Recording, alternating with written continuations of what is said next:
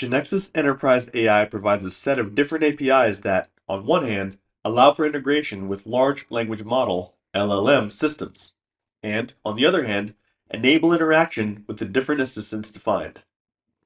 In order to use these APIs, it's necessary to consider the following generic variables: the base URL variable, which corresponds to the base URL for the installation of GeneXus Enterprise AI, for example, pause, or the value provided.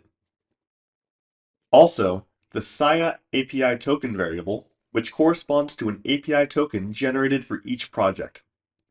To use an API, each request must be authenticated using an API token. As we know, these tokens are managed in the GeneXus Enterprise AI backoffice and uniquely identify the sender of the request. This token must be provided via HTTP basic authentication. Once authenticated, all endpoints within the scope of the API to be used can be accessed. For security reasons, we strongly recommend not to share API tokens and to revoke them immediately if they're compromised. Now let's talk about errors.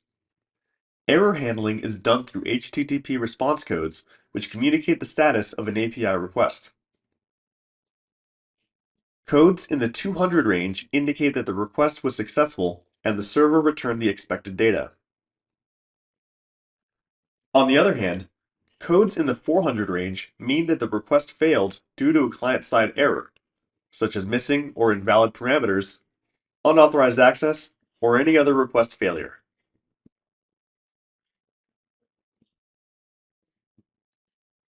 Codes in the 500 range suggest that there's an error on the server side and that the request could not be completed due to a server malfunction or a connectivity problem. Fortunately, these types of errors are rare in the service. By tracking these HTTP response codes, users can easily understand whether the request succeeded or failed and the likely causes of the error, if any. Alright, let's move on to versioning.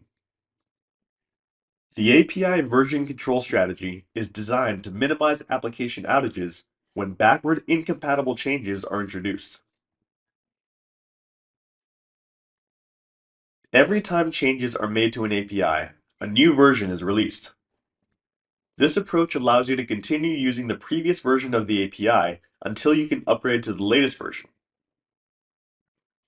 It's highly recommended to always specify the version number when making requests for an API to ensure the correct behavior of the application. By using version control, we ensure that the application remains stable and functional, while providing access to the latest API features and functionality. Finally, it's important to mention that GeneXus Enterprise AI has a cache control that's enabled by default for APIs, but disabled when accessing from the front end. This cache expires after 7 days.